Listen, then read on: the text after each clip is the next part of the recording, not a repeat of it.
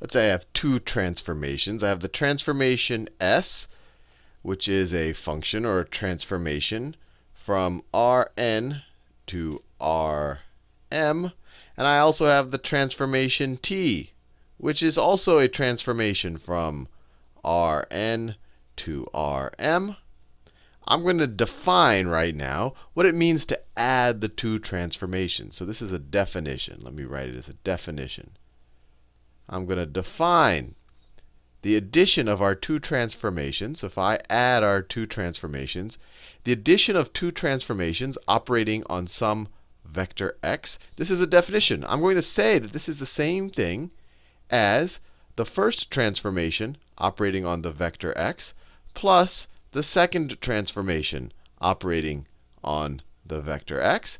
And obviously, this is going to end up being a vector in Rm. This is going to end up being a vector in Rm. So this whole thing is going to be a vector in Rm. So we still are. So if we, by definition, this s plus t transformation is still a transformation because it takes an input from Rn. It's still a transformation from Rn to Rm. Now, let me make another definition. Let me define, I'll do it in green, maybe I'll do it in purple. I'm going to define a scalar multiple of a transformation. So I'm going to define, let's say, c, where c is just any real number, c times the transformation s of some vector x. I'm going to say that this is equal to c times the transformation of x. This is equal to c times the transformation of x right there. And so, similarly, this is the transformation of x obviously is going to be in Rm. So if you multiply any vector in Rm times some scalar, you're still going to have another vector in Rm. So luckily for us, this definition of a scalar multiple, so if I have this new transformation called c times s, this is still a mapping from Rn to Rm. This is still a vector in Rm, and this is still a vector in Rn. Fair enough. Fair enough. Now let's see what happens if we look at their corresponding matrices for these transformations. We've seen in a previous video that any linear transformation can be represented as a matrix vector product. So let's say that S of a vector x is equivalent to the matrix A times that vector x. And let's say that T of x is equal to the matrix B times a vector x. And of course, since both of these guys are mappings from Rn to Rm, both of these matrices are going to be m by n. Both of these are m by n matrices.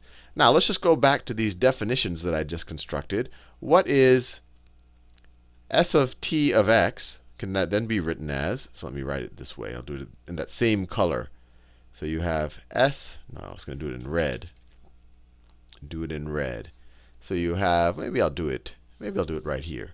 You have s plus t, it's a capital T, s plus t of x, I'm just rewriting this up here, is equal to s of x plus t of x, or the transformation t of x, which we now know is equal to these two things. So this is equal to this term right there, the transformation s of x is equal to ax. That's that one right there. And then the transformation t of x is equal to b, the matrix B times x. Now, what are these things? Now, let me write our two matrices in a form that you're probably familiar with right now. Let's say the matrix A is just a bunch of column vectors, A1, A2, all the way to AN. And similarly, the matrix B is just a bunch of column vectors. The matrix B is B1, B2, all the way to Bn. Right? These are each column vectors with m components, one for each of the rows. And there's n of these because there are n columns in each of these vectors. So when you multiply this guy times, let me make it very clear. If I multiply an x, the vector x is going to look like this. The vector x is going to be x1, x2, all the way down to xn. And we've shown this multiple times. It's a very handy way of thinking about matrix vector products. But we know that this product right here can be written as each of these scalar terms in x times the corresponding column vector in A. I've done this this is probably the 5th video that I'm doing this. So this can be rewritten as x1 times a1 plus x2 times a times a2 all the way to xn times an. It's equal to this. That's what ax can be rewritten as just as kind of a weighted combination of these column vectors where the weights are each of the values of our vector x. And I have to add this guy to bx. So bx by the same argument, so plus is just going to be, let me do it in the blue, is going to be x1 times b1, x1 times b1 plus x2 times b2 all the way to xn times bn. Now, what is this equal to? Well, we know that scalar multiplication times vectors exhibits the distributive property. So we can just add these two guys right here and factor out the x1. And what do we get? We get this is equal to this whole expression right here. Let me draw a line here because I'm not saying that this matrix is equal to that. I'm saying that this is equal to this term plus this term, which is equal to x1.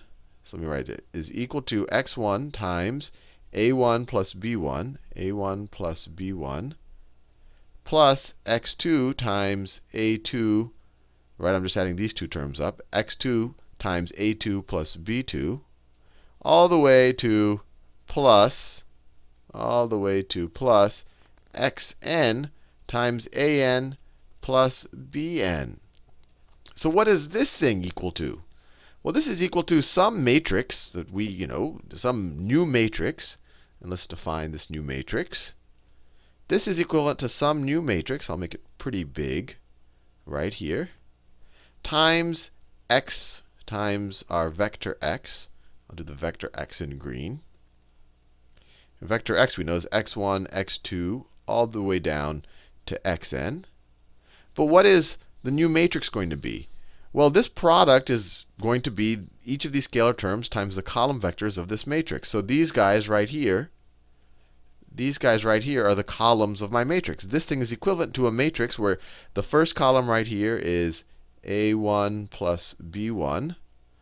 We're essentially adding the column vectors of those two guys. The second column right here, let me draw a little line right there to show you that these are different expressions. The second one would be a2 plus b2. And then we'll just have a bunch of them. And then the last one will just be an plus bn.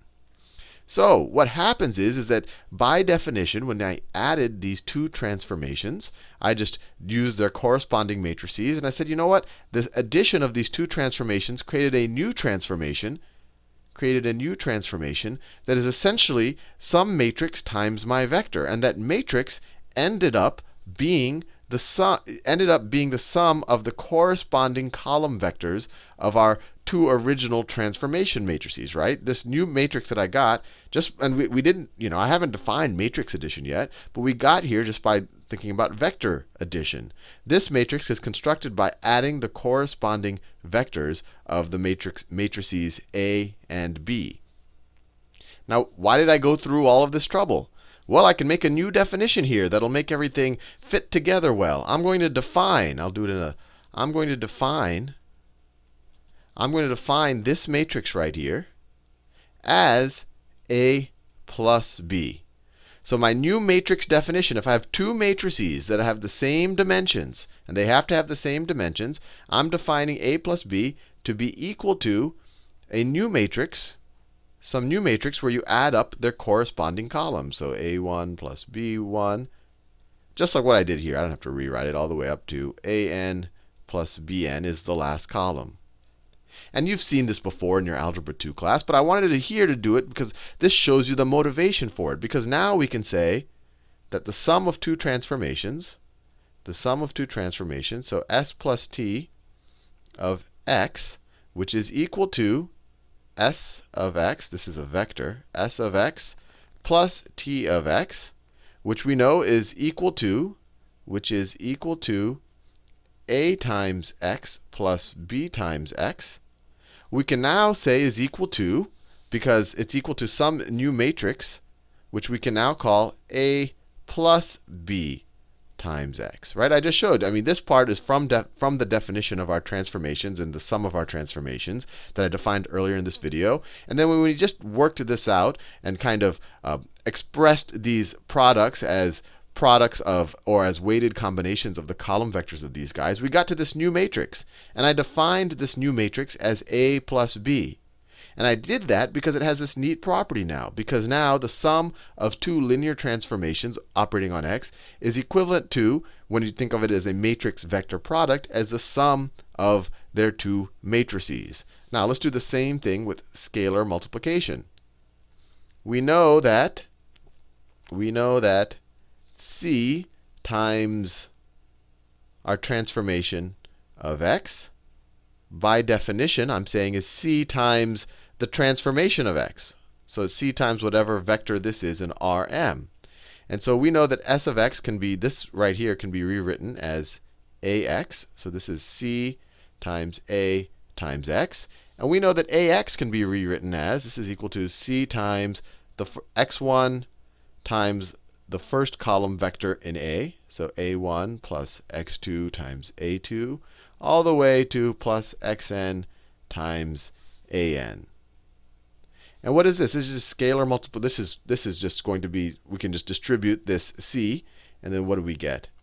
We get x, and and multiplication is associative. These are, c is a scalar, x1 is a scalar, so we can switch them around if we want. We know that scalar multiplication is distributive, so we can write this as x1 times c a1 plus x2 times c a2, all the way to xn times c a(n). Now, what is this equal to? This is equal to some new matrix times x. This is equal to some new matrix, let me make that here, times x1, x2, all the way to xn. And what is that new matrix? What are the columns of the new matrix? Well, the columns are now that, all the way to that. So the columns of this new matrix are c a1, c a2, all the way to c an. Now, why did I go through this exercise? Well, wouldn't it be nice? I already said that by definition, a scalar times a transformation is equal to this, or a scalar multiple of a transformation is equal to the scalar times the transformation of any vector that you kind of input into it. And of course, that is equal to c times ax. Now, wouldn't it be nice if I could define this thing as some new matrix, times a vector x, right? Because this should also be a linear transformation. And this new matrix, I am going to define. This is a definition again. I'm going to define this new matrix as being c times a. So now we have this definition that c times a, if I take any scalar times any matrix A, it's just equal to c times each of the column vectors. And we know what happens when you take a scalar times each of, let me write this, is equal to c times a1, c times a2. I'm just rewriting what I just wrote there, all the way to c times an. But what is this in effect? We know that when you multiply c times a vector, you multiply the scalar times each of the vector's elements. So this is the equivalent of multiplying c times every entry up in this matrix right here. And what this video, you're probably saying, hey, Sal, I already knew how to, in Algebra 2 in 10th grade or 9th grade, I already was exposed to multiplying a scalar times a matrix or adding two matrices with the same dimensions. Why did you go through all of this trouble of defining the sum of transformations and the sum of matrices? And I went through the trouble because I wanted you to kind of understand that there's nothing, I mean, it is natural, but there's nothing about the universe that said matrices had to be defined this way. Matrix addition or matrix scalar multiplication or the addition of two transformations. I wanted you to see that it's all kind of the mathematical world has constructed it in this way because it seems to have nice properties that are useful. And that's what I've done in this video. In the next video, I'll do a couple of scalar multiplications and matrix additions just to make sure that you remember what you had learned in your 9th or 10th grade algebra class, but you'll find that the actual operations are almost trivially simple.